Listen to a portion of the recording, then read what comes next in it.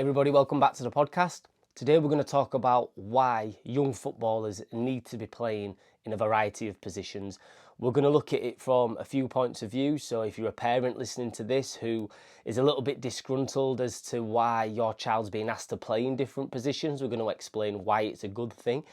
If you're a coach listening to this that believes that you've got a set team and you know that so-and-so is a striker and so-and-so is a defender, we're going to explain that actually that might be a negative for the individuals and for your team in the long run. And then again, from a parent point of view, is just giving you a little bit of guidance and understanding as to why this is actually a good thing in the longer run for your player. So let's get into it. So why is it a good thing? Well, the biggest thing that a young child will gain from playing a variety of roles is game insight and game intelligence. So they'll learn the movements that are needed in a variety of positions. That can only be a good thing for them from an individual point of view, but also for the team as well. So think about a player that's been playing as a striker. If they're then asked to play as a defender, they're going to know that striker likes to receive the ball in certain ways. They know the movements that striker's going to make. And this might not happen overnight, obviously, but longer term, they're going to know those movements, the best movements, because they've experienced it. They know how they wanted to receive the ball. So that can only be a good thing, because now when they pass that ball to the striker, they're going to pass it in a way that they'd want to receive that ball when they were playing up there. So there's that side of things where the decision-making elements and the game intelligence, it all starts to develop when children are exposed to playing a variety of roles. And as I say, that doesn't happen overnight. This will happen over the longer term, but the sooner they're exposed to it, the better and the quicker that will all happen. Like I say, they'll learn where to pass, how to pass, just by playing in a variety of roles across the field. They'll understand how their teammates want that ball and where their teammates might be running, because they've experienced it themselves. They're allowed to essentially share success as well, because if you've got the star player that's the striker every single week, invariably that player is going to be the one that scores all the goals. They're going to score a majority of the goals. They're going to get that trophy at the end of the season, the top goal scorer and all that.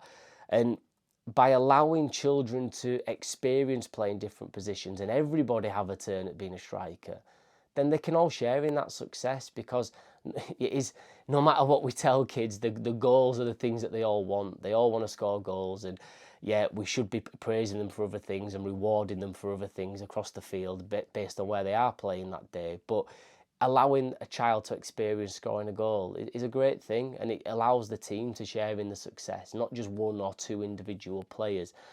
And I think the other thing as well is empathy. I think children will learn a lot by playing different roles, because imagine being the goalkeeper every single week. What is it like when your team are drawing and then you let the goal in the last minute to lose the game?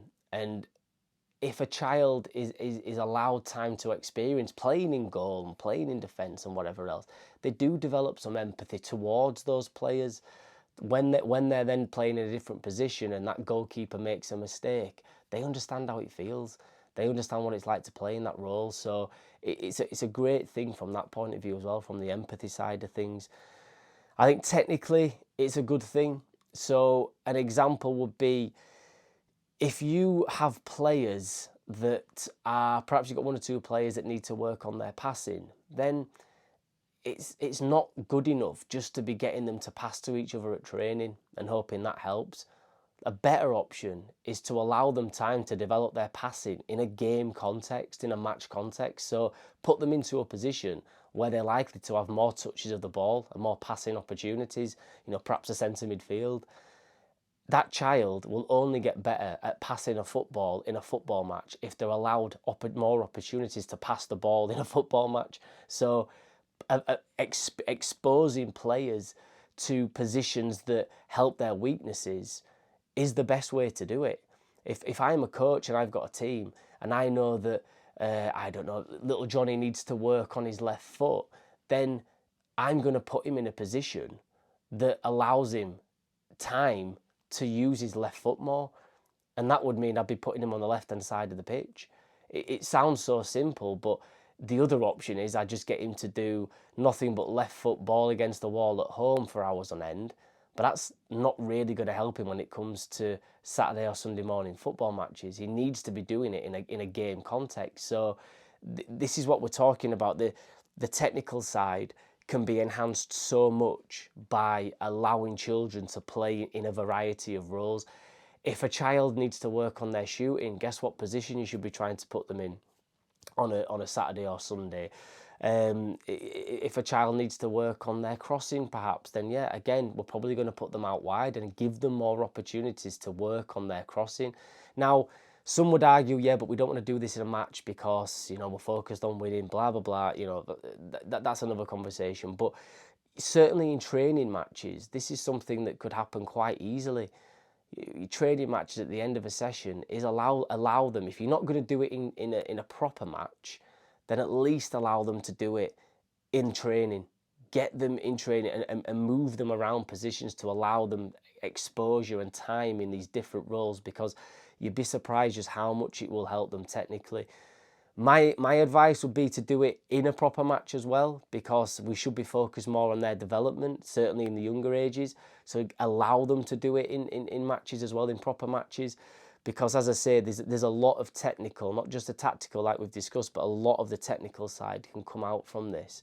I think leading on from that is the individual progress that will happen as a result of playing different positions, or can happen as a result of playing a mix of roles, can be big. And what I mean by that is that if a child is able to play in a variety of roles, that can only help them in the longer run.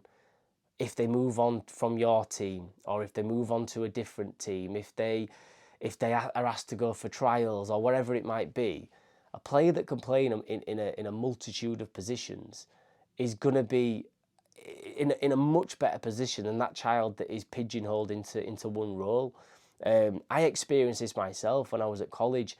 I was going to trial for a college team, and I knew some of the players. I was a right back at the time. I knew some of the players that were playing right back and that were trialing at right back, and I knew deep down I wasn't as good as them, but I'd exposed myself to playing on the left hand side as well. So although I wasn't exposed to it in my team training, during the summer I went off and just worked my left side as much as I could. So that was stuff like when we were in training sessions, I'd move to the left hand side. We'd play a lot of five-a-side football with friends. I'd always go to the left hand side.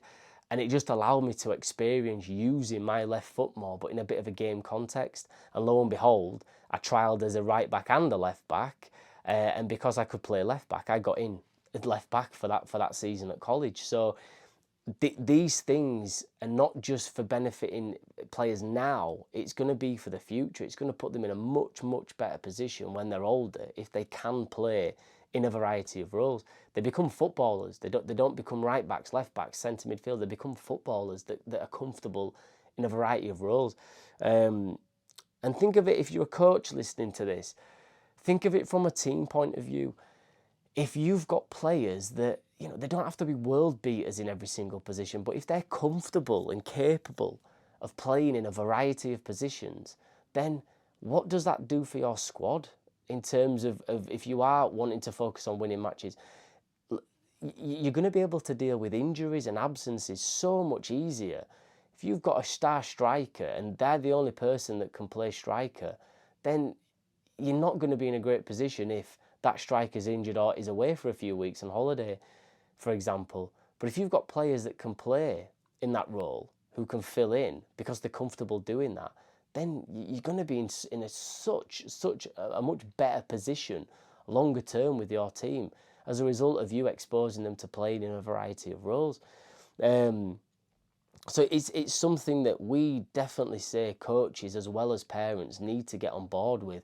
I think from listening to that, hopefully as a parent that maybe thinks their child is X, Y, or Z, hopefully you'll see that actually them being exposed to different positions is certainly not a bad thing. This is happening a lot as well in academy football. One of our good friends is at a championship club, and looks after some of their academy teams, and he was saying it's something they'd be doing for quite some time, exposing children to different positions to work on some of their weaknesses. He used, the left foot as an example of that, and some parents don't get on board with it, but they're trying to explain that, look, this is the best thing for their longer term development. So if we can do this in grassroots, it's going to be fantastic for the standard of football longer term, but also for the enjoyment and development of each and every child, which is what we should be focused on as coaches and parents. I think as well, you're starting to see in the professional game a change, and we spoke about this for a while. We think that longer term, the positions will become fluid in the professional game. So you'll have players that can play a variety of roles, and within the game, within the 90 minutes, the players will react to what's going on, what's happening with the other team, and they'll fill in at different positions and pop up in different positions. So if you don't sort of want to get on board with it now, then hopefully some of the examples I'm about to give will help you understand exactly why you should be getting on board with children playing in a variety of roles. If you look at managers like Pep Guardiola, you've seen this season at the time of this recording, he's used the likes of Bernardo Silva as a left back, who historically traditionally is a centre midfielder, attacking midfielder. He's had a young player come through the academy system called Rico Lewis, who came through as a right-hand-sided defender, right back. He's been playing in centre midfield. You've got John Stones, who has been there as a centre-back, who's all of a sudden become an amazing central midfielder. Some will argue, yes, he played centre mid as a youngster. Yes, he did. But in his professional career, he's only played centre-back, really, for a majority of his time, certainly at Man City. But because he was exposed to these positions as a younger child, he's been absolutely unbelievable in that central midfield role. So you're starting to see the likes of Pep play around with this idea, and even at the pro level start allowing positions to be fluid, and players, I think the players that have got that game intelligence, certainly for him, are going to be the ones that are starting more football matches, because they're able to deliver what he wants to deliver. And I think it is going to be that fluidness that he's looking for. So these players that are clever enough to have done that, to be able to do that, are probably the ones that he's going to be starting. You're seeing it with Liverpool. Obviously, Trent Alexander-Arnold at one point was hailed as possibly going to be one of the greatest right-backs ever. He's now recently been moved back into centre midfield. He played there at academy level, but again, probably been exposed to different things, and that's allowed him to break into a first team as a right-back, but all of a sudden now he's going to be exposed to playing central midfield more. Man United as well, there's a couple of good examples there. You're seeing that the likes of Lisandro Martinez, who was a bit of a laughingstock the first couple of games of this season just finished, because everybody was saying he was too small to be a centre-back in the Premier League. And I think he more than answered his critics across this season. It was absolutely outstanding at times, but the reason that he was outstanding, as much as his defensive side, was his ability on the ball to pick passes and play forwards, which is becoming so important now in the modern game. He was unbelievable, and also next to him, Luke Shaw, who for many years has been a left back, certainly for England and Man United. All of a sudden, he was asked to play centre back when the likes of Martinez were injured, and that was in front of some players like Harry Maguire, as you know, some seasoned footballers. Harry Maguire, England international, Man United captain at the time. Luke Shaw was playing above him because of his ability on the ball, and Luke Shaw's not exactly a tall player. So this just goes to show what's happening. I think in the modern game, certainly in the defensive positions, you're seeing that there's a need for players who are good footballers, who can get the ball down and play, and certainly try and play forwards.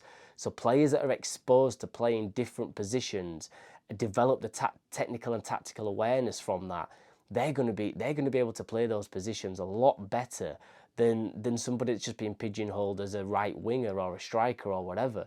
And that is how the game is going. Another recent example closer to home is a boy that you've probably seen on our social media before, a boy called Max, who was at Bradford City for many years. We've coached him for 3 years now at 1-to-1. He started life as a left winger, and his coaches started exposing him a little bit more to the defensive side. So they were putting him at left back, and then all of a sudden started putting him as left centre back. And he was again somebody that could play, because he played left wing, so he was certainly good on the ball. But his defensive qualities enhanced as a result of being exposed to playing in a defensive role, to the point where 3 Premier League sides were looking to try and take him. He's eventually joined Wolverhampton Wanderers. So he's gone from playing Bradford City to Wolverhampton Wanderers as a result of the fact that he was playing centre-back and could play. He could play the ball out. He could run with the ball and he could pass the ball out because he was exposed to these different positions. So it's massively, massively important that if you as a parent or you as a coach want your children and want your players to develop, that you get on board with this. Don't be those parents that are constantly moaning if their child is not playing in the position that you think they should be playing in.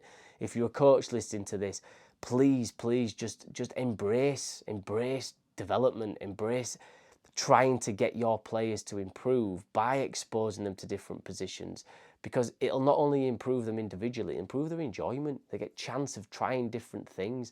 So hopefully that all helps. Hopefully that gives you some ideas of why it's a good thing or why we should be promoting this as parents and coaches. As we always say with these podcasts, if there's anybody listening to this that does want more information, more ideas, and just wants to pick our brains on this sort of thing, then you know where we are. Drop us a message. But I hope you've enjoyed listening to that. It's something that I think we are going to see more of in the coming years. I think certainly within the academy system, it's starting to happen more and more, and I think and hope that will filter down into grassroots sooner rather than later. We'll certainly be promoting it with the teams that we're helping out and coaching. So thank you very much for listening. And as I say, as always, if you need anything, just drop us a message.